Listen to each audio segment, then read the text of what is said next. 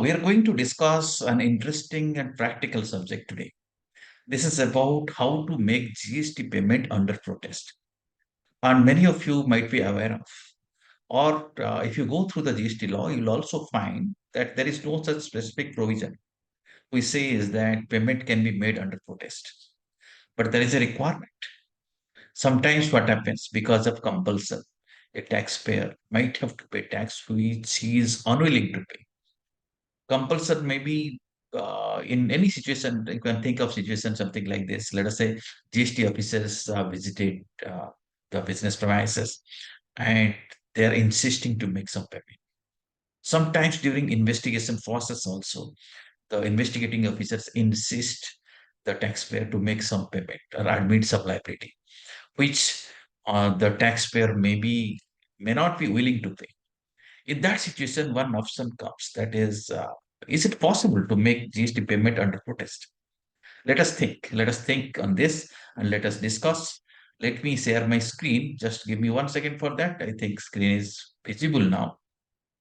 You can let us see how to make GST payment under protest. So some key points, let me tell you first of all. One thing just now I was discussing that there is no specific provision under GST law to make payment under protest. That's true, but we can find out some practical solution in that situation. What is possible that you can make payment normally the way you make GST payment by using challans, by using your balance in electronic cash ledger or electronic credit ledger.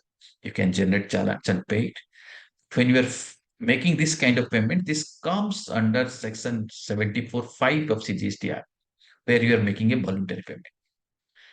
I'll be showing you that particular provision shortly. But the provision requires that after making this provision, you are also required to intimate the assessing officer. And while making that intimation is made through a specific form that is called as DRC3. In that DRC3 form, there is a provision, you can specify the reasons. Here, suggestion is that in that reason, please specify that this payment is made under protest and this should not be considered as acceptance of liability. This is how you can make payment and keep a record that this is made under protest. What happens in case later on you feel or the taxpayer feels that this is not payable, he can apply for a refund. And even if refund gets rejected, so there is a scope that one can go for appeal also. But if this is not mentioned, then it will be very difficult. How can we go for appeal? Because for this, against this particular payment, there is no order.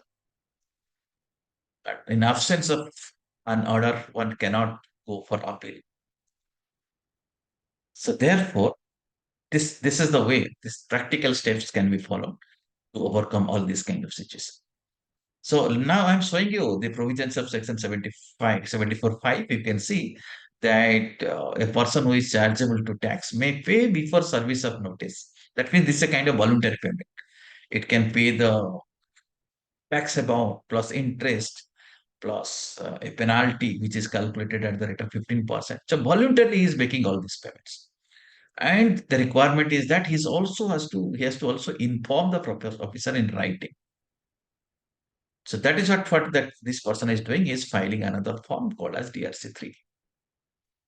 Okay. So if you see the chala, so this is, you see, GST payment chala. Here you see there is no scope to write about the purpose or the reason for which you are making payment.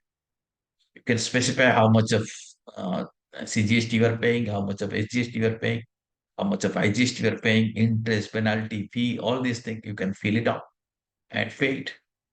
But after that, when you are filing DRC to intimate the officer, there please ensure you are mentioning that this is made under protest. You see, this is a DRC3's copy. You can see here, these are the contents. But if you look at the bottom portion, you see there is a space. You can write the reasons if any. So here, the particular taxpayer has written, the payment is made under protest for this period. And this should not be considered as acceptance of liability. And after that, if there is a genuine ground, Then the taxpayer may claim a refund. And if refund is rejected, he may go for an appeal. So this is the practical solution to the problem. I think this video will be useful to you. Thank you, friends. Thank you very much.